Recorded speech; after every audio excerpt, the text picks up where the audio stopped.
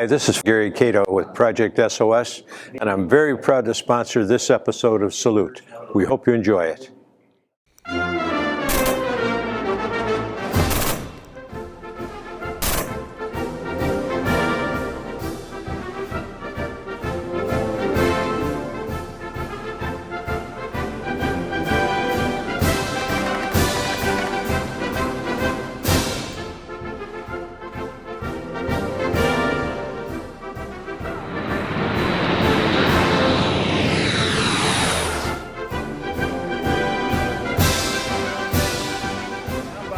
Host of Salute on Central Florida Salute YouTube, and I have the pleasure of having an old friend who I, for years, have been trying to get this guy on the show, Mr.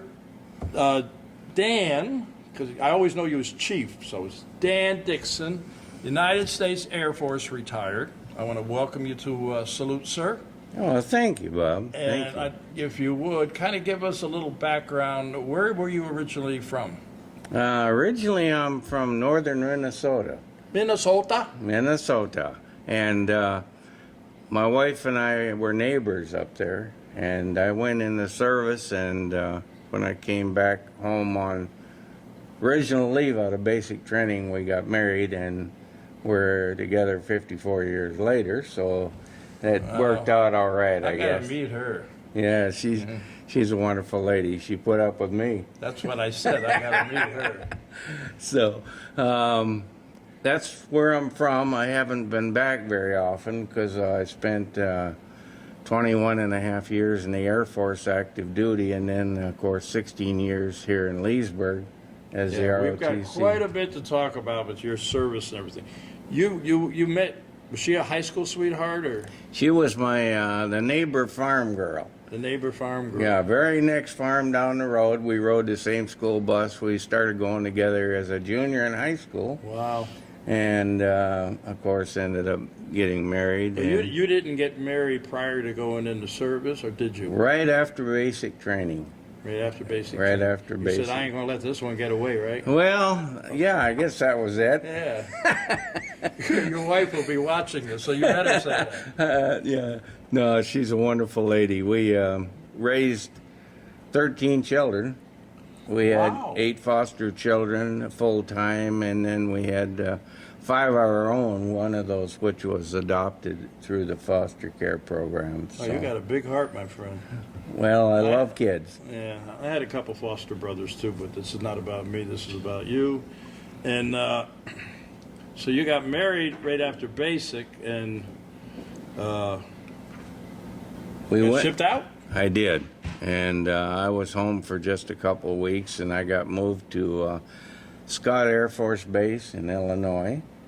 And I was assigned, I was supposed to be administrative, but way ahead of things, they kind of figured out typing and filing wasn't my thing, so they put me in with a 4-star general as a junior aide. And that was a great deal because it led to an early promotion. What does a junior aide do? Well, Drive the Jeep or what? Well, they were pretty much. I was the gopher. Gopher, yeah, that's what I figured.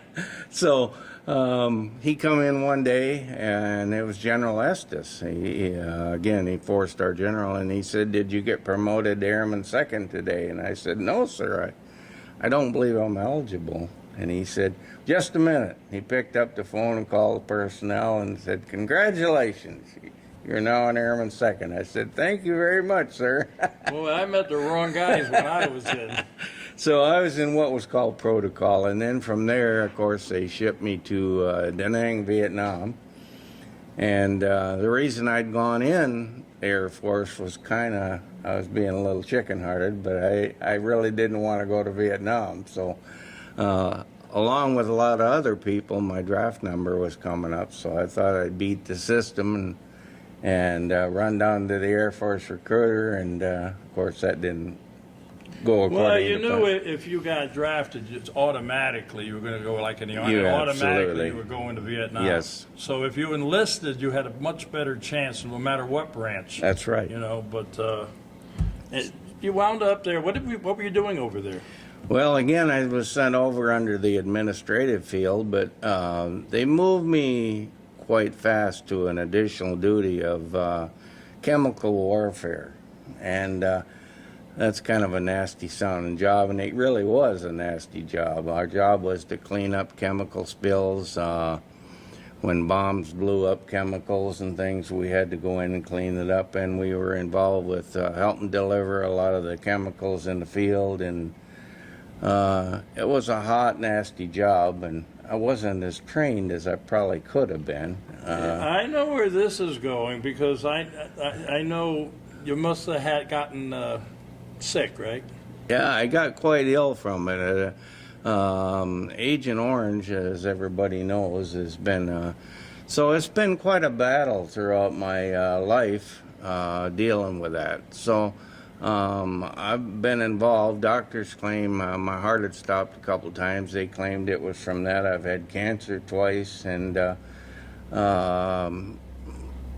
lots of different issues, and of course a lot of it's blamed on Agent Orange, which I'm not sure whether it is or it isn't, but I'll take their word for it. Well, I'm glad you're tough as you are, my friend. You're Thank looking you. pretty good right now. Thank you. And so I did that for most of the year. I was in Vietnam, and I got shipped home early, about a week.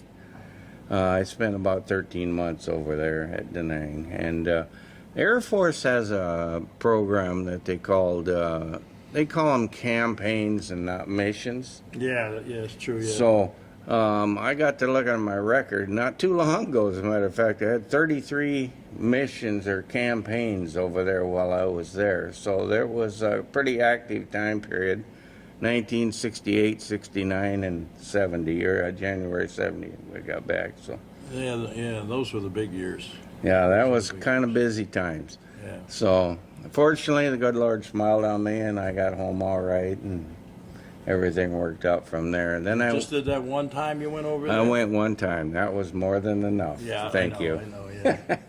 But so when you came back, I went to Chanute Air Force Base in Chanute, Illinois. yeah. I don't know why I was blessed with Illinois, but they kept shoving me Were back you there. training? No, I was actually, again, under the administrative thing. I couldn't get out from under it yet. And so they put me in the base commander's office, which all this was working out fortunately for my career. And he said, come with me, because I was going to get out of the service. And I'd had enough, quite honestly, and administration just wasn't my thing. And so he said, come with me. And I went up in the flight with him, and we listened to the air traffic controllers, and he said, there's the field you want to be in. So I cross-trained into air traffic control, went down to Keesler, Mississippi, got my training, and I spent 18 years in air traffic control. And that's a long career for air traffic controller. Most of the people that I replaced or held a job that I held, their health was terrible after 8-10 years, because it is quite a stressful job. So Yeah, I would think so. What years was that? let's see. I retrained in 1972, I believe it was, and I was in Topeka, Kansas at Forbes Air Force Base. That's where I got my initial year or two, and then I went up to Grand Forks, North Dakota. They gave me a choice of South Carolina or Grand Forks, North Dakota, and so I told my wife, we're going to go to North Dakota, and she said, are you crazy? Yeah, so I was thinking the same thing. In fact, she had skid marks all the way up. Well, I'm from Minnesota, Yeah. so you're not and so well is anyway. she, but she, so we ended up, and everything happens for a reason, of course. We ended up working in the foster program up there, and that's where all the That's where it kids all were. started, That's huh? where it all started. So I spent a lot of years there. I had one sabbatical to Incirlik, Turkey. I was the tower chief in Incirlik, Turkey, and we built a new control tower over there for the Turkish government. And I wasn't an engineer. It was kind of a cute story because they asked me all these questions about all this stuff, and I had no idea how much water pressure you should have with the air compressor. I didn't have any engineering background, and we about blew a hole in the ceiling with the first one because I had too big of a compressor when they hit the water fountain. And I come up the stairs, and the Turks are flushing the toilet, and it's just going. It was like instant fill, you know, so I had to go back that down. But they had no windows in the tower when I got there, and I said, this isn't going to work. You can't see out. I was going to say, if you're an air controller, how are you going to see? So, how you doing out there? Yeah. So they were all guessing, I guess. I don't know what they were doing, but I said, I'm not going to be in charge of this circuit. So we built a new tower and new radios, everything new, and it worked out great. And we had joint flights, Turkish F-100s and Air Force, So all mostly, modern. mostly fighter planes over there. Mostly, Yeah. yeah. Yeah, we're not too far from the border of some other countries that weren't agreeing with us very well. But anyway, that was a good assignment. How long were you there? I was there just a year. So I went back to Grand Forks and took over air traffic control as the chief and was in a communication squadron most of the time. That's what air traffic controllers were assigned to. So, and then I got to fly my desk most of the time because I had so many additional duties, and finally it got to the point after 21 and a half years I was barely getting to talk to an airplane, and that's what I loved. And so I had gotten my associate's and bachelor's degree. The Air Force paid for it in aeronautics, and it's still kind of cute. I graduated Embry-Riddle, and I've never set foot on the campus over there. So we always laugh when we go by it. I said, I should stop. I got 2 degrees from there. So We'll see what it looks like anyway, right?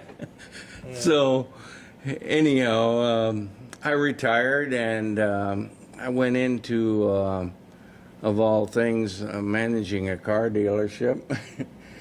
And I went from 2-3 years of that to working for insurance companies for a number of years. And my daughter was a guidance counselor at Leesburg High. She called up and said, they need a chief down here. I said, what do they need a chief at Leesburg High School for, you know? And she said, no, they have ROTC program there. And I said, And they have a great one. oh, You've been a big part of that for how many years? well, I did 14 years, and then I supposedly retired, and they called me up and said, would you please come back for a year, because we were having trouble. And I went back there for a year. And then Mount Dora had an instructor go down, so I went up to Mount Dora and taught ROTC up at Mount Dora for a year. So I think I'm in the neighborhood of 1,500 to 2,000 cadets that I taught over the years. So I kind of lost count, to be really truthful about it. I could figure that, yeah. But you ever hear from any of them? I hear all the time. I had one just help me cut a limb down. I hadn't seen him in 16 years. And he threw on the brakes. I was on a ladder. He said, you got no business being up there. You're Chief Dixon, right? I said, yes, I am. He said, well, I was one of your cadets 16 years ago. He said, you let me cut that branch down. I hadn't seen him in 16 years. I said, Did you see that commercial on TV about the water? I know. You shouldn't be up there, Chief.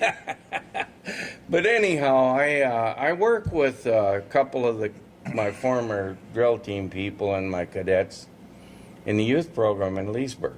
We started a new youth center at the Thrive Center through our church of the Lakes in Leesburg. We meet at the high school, the church does, and we started a new youth program at the Thrive Center in Leesburg, and they have all these games, and it's kind of designed for middle school.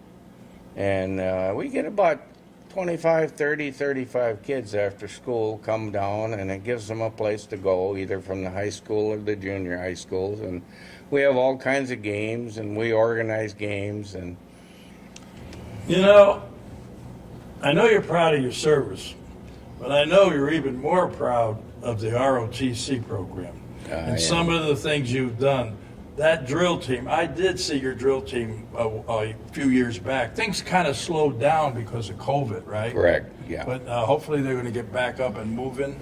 Well, I'm hoping that we have two new instructors at Leesburg High School. Of course, I retired, but our drill team was rated very high. In fact, we were national champions in 5 areas numerous times. That we go to a national drill meet in Daytona, and there's something like 200 and some schools from all over the world compete. They're the best of the best, and little old Leesburg High School took first place numerous times. The whole room's full of trophies, and they worked very hard. And the key was not just to brag about a drill team, but those cadets learned discipline beyond belief. I've seen water sprinklers come on; they don't move a muscle.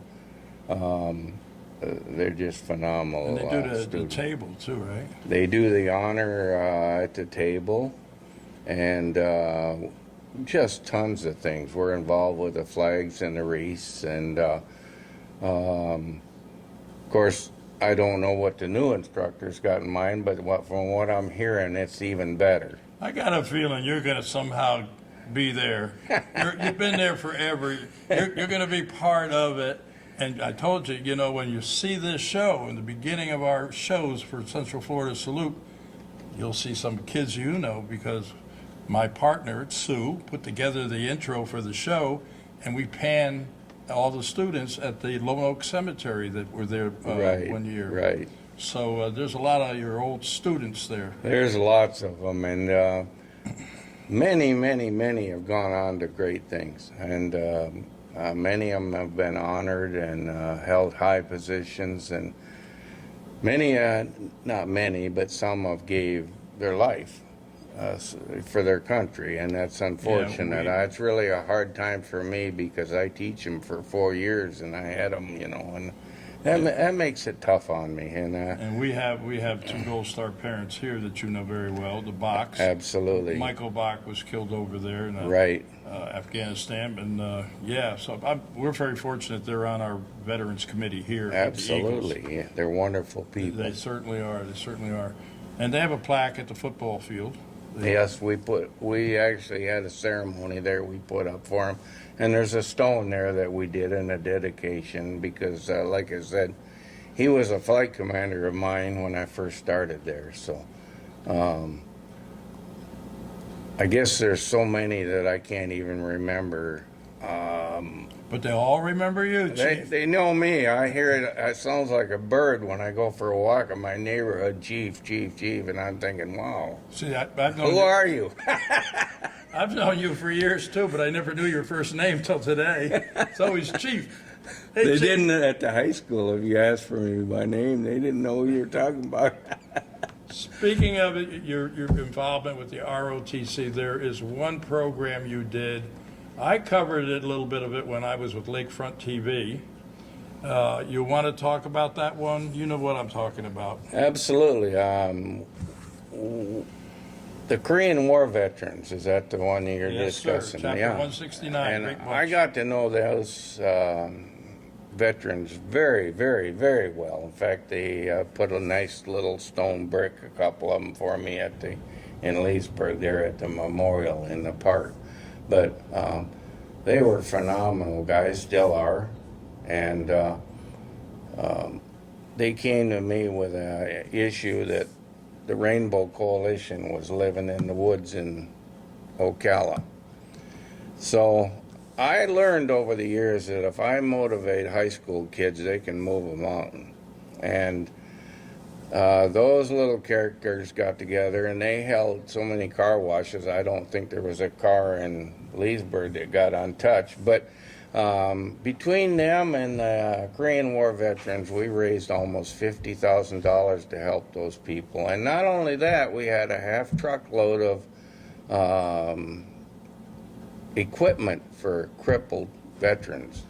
Mm-hmm. And so It was the walkathon was a big one. Walkathon was huge, and it was done. Your organization did filming, and we had tons of veterans out, and people from all the different ROTCs in Leesburg joined in, and raised a lot of funds for us. And I was so proud of those kids for that because they worked extremely hard, and that's a lot of money for high school kids to raise, and they did it. And of course, we bought the stuff for the people up there. We didn't just hand money out. So through the Korean War veterans, but great organization, Korean War veterans. We worked with them. We worked with the World War II veterans on honor flight. We were the only high school in the nation. Oh yeah, you matched a student with a World War II veteran, right? Absolutely. And so if somebody I knew was a junior or senior going in the Army or Navy or Air Force, whatever they were going in, we matched them up with the World War II veterans that were going to Washington, D.C. on honor flight. And the kids had to raise their own money, and we did that as a fundraiser and matched them up, and they spent the whole day taking that veteran up. And then, of course, my kids wrote letters, and we greeted them we said goodbye when they left, and we greeted them when they come home at 11, 12 o'clock at night. And what a wonderful thing. The kids got more out of it, I think, than the veterans did, to be honest about it. I don't know. I'm sure, as a World War II veteran, seeing a young person being involved and caring about what they did. And that's one of the reasons we do this show is to educate the young people so that they know about what they did. But, when you talk about Leesburg High School, you're talking about this set here you're sitting at. This was built by the students in Leesburg High School. That's pretty neat. Yeah, it is. They did a tremendous job. I was with Lakefront TV at the time. They wanted me to have a set because I would just sit in a chair, and they said, "No, you got to have a set to it." Kind of looking potent, I guess. I don't know, but I love it. It's beautiful, and it's here at the Eagles now. They welcomed me with open arms, and we film our YouTubes out of here. Yeah. So you say you're retired now, but that isn't going to happen. I know you. I don't think I probably will. You never will. I just enjoy life, and I enjoy kids. I guess it's just the bottom line. And so anytime I can help out in an area that will improve a child's life, I guess I'm on board. So I know you are. You said you had a bunch of kids, right? I had foster kids too. I had 8 foster children, and then we had 4 of our own, and then the 5th one we adopted through the foster care program. So they're all keeping in touch with you? Most all. I've lost touch with a couple of them, and of course they're now in their 40s and 50s. So I imagine their lives are quite busy too, Yeah. So. How do these kids get so old and we stay so young? I haven't figured that one out. They must have some kind of a ticket that we don't have. Yeah. Well, I know you're still going to be involved in some way with the ROTC, and I'll tell you what, I think they're a fantastic bunch of young people, and I'm hoping that the COVID thing settles down somewhat, because this Eagles here, they're talking about having the guys come in, the cadets, and maybe do some ceremonies and whatever. Do they do many of those? Or they do quite a few. I know when I was at Mount Dora, the Table of Honor was a big thing for that organization, and Leesburg did it too. And the problem is that there's a lot of veterans organizations, and of course there's only so many places you can be at one time, especially on Veterans Day. We got spread pretty thin. Yeah. So the new instructors, I know the new senior instructor, and what branch of service? He's Air Force, and he's a major. And they have a new master sergeant they just hired. I don't know him yet. He was retired at Tampa Bay Air Force, of course, master sergeant. Yeah. So I don't know a lot about him yet, but I will. I know Mount Dora's got a great program, as does Leesburg. A little old Fruitland Park has got the Navy one, the Sea Cadets, Yes, and they do a good job, they too. do a nice job. It's great to see all these different schools being involved, and Well, that's the answer. That's our future, and so that's really what it's all about. Is I don't think there's anybody more respectful than somebody that, as a youth, has been involved with a military organization. So, to me, that's the answer. I didn't have that in high school, and I never even heard of ROTC even after I retired. I didn't either, come to think of it. So it's kind of bigger down south here than it is up north. I don't know. I've been here so long. I don't know. I don't remember when I was in high school an ROTC program. No. Perhaps there was. I don't know. But I got to tell you a little funny story. I do appear on the radio on 1410 to Q on Fridays. This past Friday, we had 2 Marines come in, young Marines, the recruiters. And so we're there, sitting there, and my friend Colonel Rick Basinger, who's sitting over there, by the way, they came in, and I said to him, I know, excuse me, I know you're looking for a few good men. I hope you're not looking for a great-grandfather, because I'm not interested. No, I think my traveling days are we're coming to an end here, you know. But we're going to leave it with that, I think. Unless there's something you want to add or whatever. No, I just want to thank you for letting me do this. And Are you kidding? I want to thank you for coming. yeah, I've been chasing you for a while. Oh, I can't make it this time, Bob. I got to go here. I got to go there.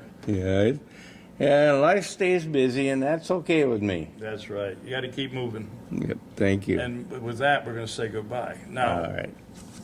I know, because you spilled the beans before, you have not watched my show before.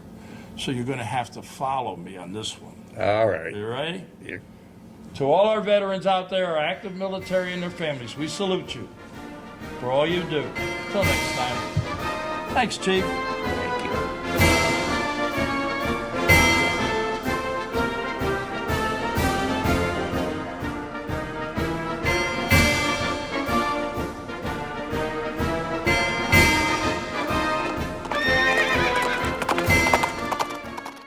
Since 2009, Project SOS has assisted our veterans both overseas and here at home to overcome medical issues, homelessness, and disabilities. Initially, our efforts resulted in over 22 clinics opened in Iraq and Afghanistan. Recently, as troops have been withdrawn, we have concentrated on issues here at home. During this past year, we have been able to distribute 42 motorized wheelchairs and numerous mobility devices to our local veterans who have served in World War II and up to and including Afghanistan. We continue to offer solutions to our local homeless veterans in the Ocala National Forest and other Central Florida locations. Project SOS Support Our Soldiers needs your assistance to continue helping a growing homeless veterans population. Over-the-counter medications and personal hygiene supplies are acutely needed. Your financial aid will greatly increase the support they so desperately need.